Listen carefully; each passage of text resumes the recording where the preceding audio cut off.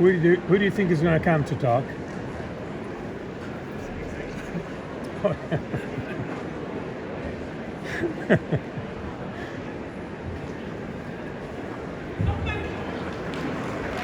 Here they are.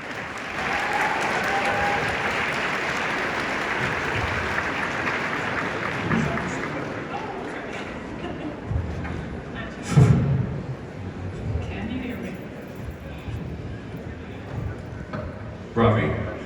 Thank you very much. Thank you. So, I'm Peter Gelb, the General Manager of Met, and I want to, careful. Luckily there are no orchestra members down below you. So we have started this practice of having Sunday matinees, and with it we've added a bonus for those of you who would like to join us. I see some of you are, which is to speak to some of our exciting artists who are performing today. The two thrilling artists sitting beside me, one from Norway, the other from Azerbaijan, are new beacons of hope for the future of our art form of opera. Yeah, bravo! Their presence also demonstrates that at least one American institution has a coherent foreign policy.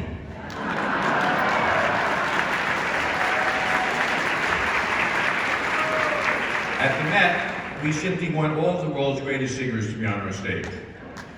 So these performances, I think, of Piet Dam, I would venture to say, are potentially pivotal to both of your careers.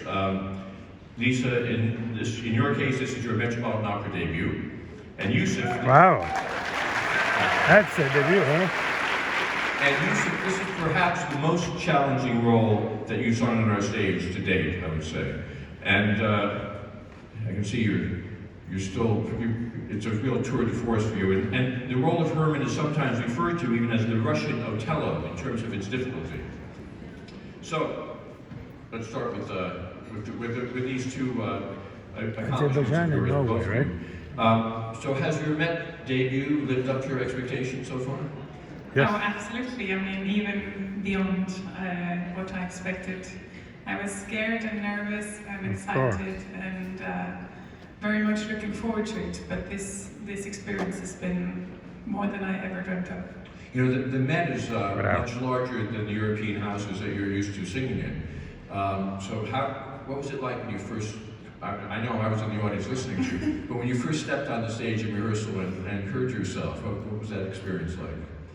That was one of those positive ones where you're so afraid that you want to reach out or want to get this feeling that you're looking for upstage.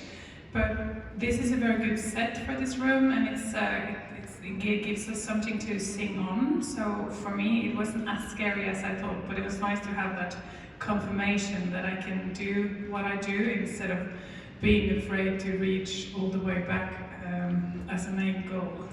Where your voice seems to effortlessly rise up there. Absolutely. There's an audience in the family circle, I'm sure can attest. Bravo! Bravo! Bravo! There was also obviously enormous anticipation about your debut. I know you don't read the press, which is a very good thing, but everyone was so excited about your premiere. Even the Queen of Norway flew over here the other night to hear you perform and to show her support for you. Whoa! Whoa! So that was put a lot of pressure on you, but pressure doesn't seem to bother you at all. Well, there is a reason one don't read those things. It's to keep the pressure She's a away. Viking. No, of course, it's also to keep the focus. It needs the absolute 100% of my focus and my energy and my determination for these years I've been working for this. And I don't want all of those things around to infect me, because it does. Of course, I know the articles are there, I know the reviews, I know it's there, but I still need to do my job up here. And that's why I try to stay within our world rather than mixing it too much. It seems like a very sensible and wise approach. I like her a lot. Yusuf, just how difficult is the role of Herman? if you can explain to our audience. Oh my God. You know, when I took for the first time the score in Bolshoi Theater for the premiere, my wife says, listen, you're a good singer, but you're not a great actor. So don't touch this role. I like it. Because in this piece, it's not enough only to sing. It's like as you say, it's Russian Othello.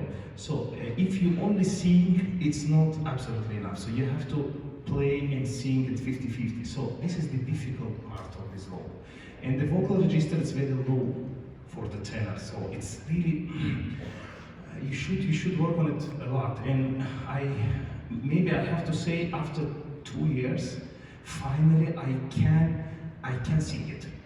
After Bravo! I can sing Definitely sing. I can. Now I can start. So, and for performing this beautiful opera in this amazing opera house, which is I love with all my heart, that's something special for me. Thank you. Bravo! You know, you're talking about the acting. You know, there's a saying of being, you know, lucky at cards but unlucky in love. But in this instance, you're unlucky in both. And your character really seems to be has some sort of obsessive disorder. So how do you relate to that character? You know, also the difficult part of this, when you come to the opera house and you're getting ready for the performance, you have to go in the personage, and then when you go home, you have to get out, but it's not possible for the first 2 days. So for the next 2 days, you're Herman, not Yusuf, which is walking around. So this is the difficult part. I mean, That could be dangerous for the people in New York. that's why I stay home and not go around. But yeah, you know, it's more you're doing this opera. I think maybe in 5 or 6 years after maybe I'm done 5 or 4 more production, I will be able to know more about this. But I am sure that today I am not 100%. I don't know how far I can go with this role. I don't know yet. I'm really curious because it's really endless possibility to work on the in the vocal sense, also in the acting. So I will work on it. But you know, it's for both of you. In many tragic operas, the heroine dies, the hero dies. In this case, you both die via suicide, but in different scenes. So, but you obviously the relationship of your characters is not exactly a healthy one. So, how do you relate to that circumstance between the two of you, Lisa? Well, I think this shows exactly how relationships can be, and I think maybe that's the purpose of opera in general, to put things in a little bit of an extreme. Even though a relationship doesn't work, doesn't mean that everyone will jump into Hudson River and say, thank you very much. But I think the feelings are the same. I think the emotions of being with one man, or in this case, is planning to marry one, and then feel so strong emotions for someone else. And it can be in so many aspects of life where you take it one choice and the other one may be the right one.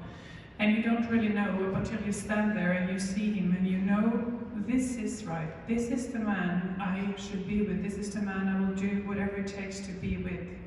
And she does it, she follows it, and it breaks her completely. But I believe that she will never go back, she will never change anything. Because it's not her choice that breaks her, it's his, and his choice or obsession, as you said, I think. Unfortunately, it's not the same for Herman, because he, you know, I'm absolutely sure that he doesn't love Lisa. He just see this in his dream, in his obsession, absolutely wrong. Because in the beginning, when he sings the aria, he just telling, okay, I saw the girl, but she will never be mine because she's rich, I'm poor. But after listening the Tomsky aria and after knew the story of Tricarte, he changed completely his mind. And during the storm, he's saying, okay, anything happens, I will do anything to have her. This is change his mind, but not the love to Lisa change his mind, but possibility to become to be rich. This is part which is, and during the opera, he never says, Lisa, I love you. He always says, He's right, Riccardo, right. Riccardo, so it's all this. Troika, in troika. his mind, this perfect future, no? Rich, maybe with Lisa, okay, why not? That makes me angry, yeah. All right, well, I can thank you for explaining your dysfunctional relationship. What about singing in Russian? You grew up, Yusuf, in Azerbaijan, but where Russian is not the first language. Did you speak Russian though? From you know, I born in Union Soviet time, so it's all was Russia. So for me it's easy. But I have to say, when I took the score, because Pigdam is first Russian opera which is I sang, and for me it was most difficult to sing in Russian than in Italian, for example.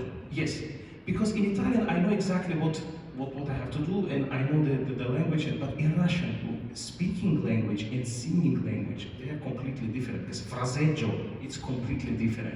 But, sorry. Yeah, and you risk to be funny, even if you're singing some tragical music, no? I had to learn it, how to sing, especially arias and the pieces, solo pieces, no? It's not the same that speaking, it's not so easy, even for me. And for you, do you speak Russian? No, and then you can understand how difficult it is for me. When he says it's difficult. No, I don't speak Russian, but I've spent, this is the second time doing Roland, and then I started years before that to read it and to understand. I've done some Russian songs and some other scenes, so I have worked with language before, but I spent a lot of time, as you said, learning how to sing the language as well, and to incorporate it into the music as well. I really like her. Because that requires a great deal of Both preparation. of them. Yeah, or it adds, because as you say, in German and Italian, we know all of that, or we have spent so much time on it beforehand, but with Russian it's added some preparation time, yeah. You know, since both of you are Yusuf, of course, you made your debut here about 4 years ago, but you're singing more and more here now, and Lisa, since you're brand new, I thought it might be interesting for the audience to know a little bit about your backgrounds. I mean, both of you, I think neither of you intended initially to be opera singers. I read in your biography, Yusuf, that you wanted to follow in your father's footsteps as a meteorologist. That's true, yeah. And Lisa, you were originally worked when you were a teenager. You wanted to be a singer-songwriter. Yeah, and even before that, like my mom worked in healthcare, so I think that would be a better option than a singer-songwriter too. So how did you both decide? Why don't you go the first, Lisa? How did you decide? When did you decide that you were going to be that opera was your destined pathway? Well, opera came quite late. I saw my first opera when I was around 20, and or even later. And then I was studying singing because I really enjoyed it, and it gave me so much, and I felt I had something there to do. But then I started the Opera Academy, and I remember after doing some scenes from Ariadne of Naxos, I don't know what it was or what day. A role you'll be singing here in the future. Yeah. I remember quite clearly that there was this turning point from this is something I like to do to this is something I will do whatever it takes to live from. And I think that was this moment of finally feeling well on stage, and maybe my technique then started to work a little bit more than previously, but it was a clear moment around that opera, I remember. And where was that when you were doing it? That was in Copenhagen, and it was, just 11 years ago or something, so not so long ago. Not so long ago at all. And Yusuf, what about you? Yeah, my story is a little bit funny because I never knew what to do with my life when I was a teenager. So I decided to follow my father's work, and I go to the Polytechnical University of Azerbaijan, and then I start to do some music stuff, but pop. And then I say, okay, I love this pop singing. I go to conservatory just to make my voice working better. and start to sing pop because I was 19, 18, 19. And when I went to the conservatory, they give me the pieces, opera, not opera pieces, but some antique arias to sing, you know, some.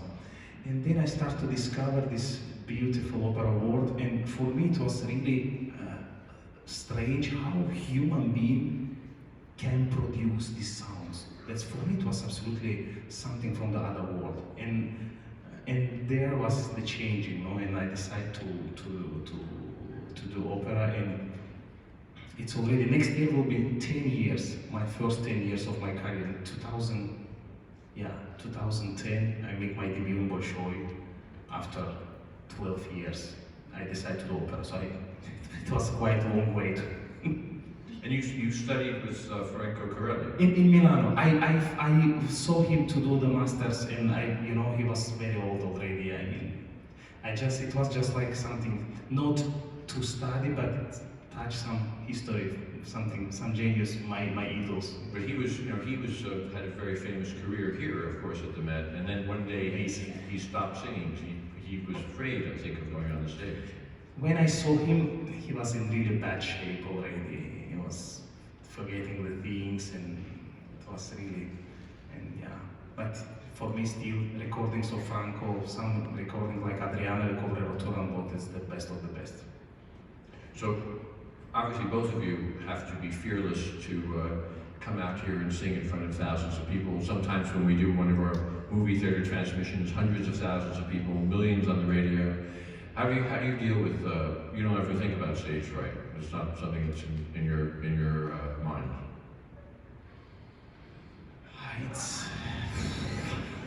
It's better to don't think about that. That makes sense. Especially the day that you go to have to sing some premieres or some opening nights. You don't have to think about that.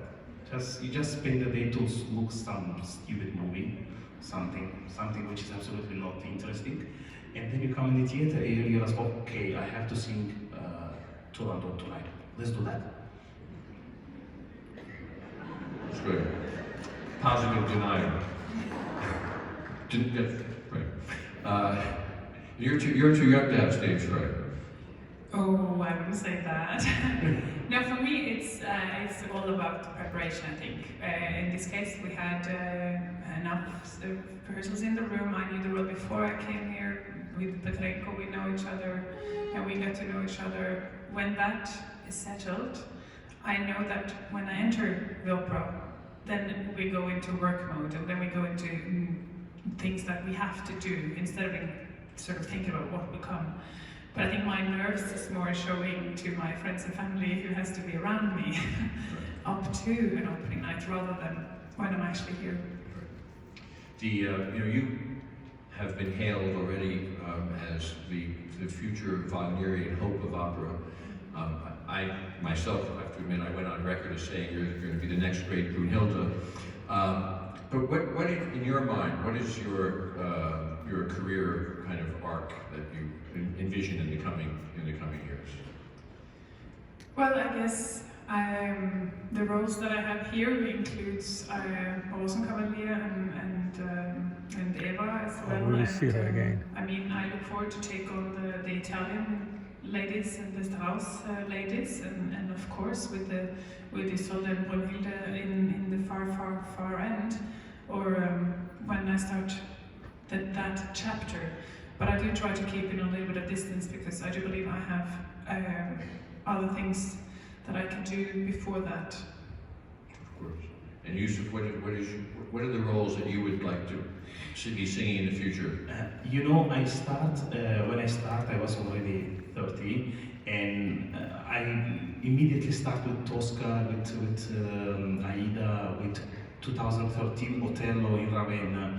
So with these pieces, and then when I continue my work with the voice, I realized that I can really sing also other pieces like Un ballo in maschera, which is I will debut, and Bohème, or maybe also some Rigoletto, because I'm sure that these pieces are not for now. The theaters use to give these operas to the maybe more lyrical singers. And everybody wants to be sing Turandot, Manon Lescaut, because it's difficult to find a tenor who can sing Pigdam or Manon Lescaut, of course. But I really would love to try. Particularly on a big stage like the Met. And I really would love to try to sing some Lucia, of course, some Carmen and Don Jose, and maybe in some years come back to sing Otello just to try how I don't know. That's the program. All right, it sounds like a good program. And I think it's important that our audience has a sense of both of you, and I'm so grateful for you both to share some time after this very big performance today. Since you're both going to be singing many roles on the stage of the Met in the future, I'm glad our audience has a chance to get to know you more today. So thank you. Thank you. Bravi, bravi, bravi, bravi.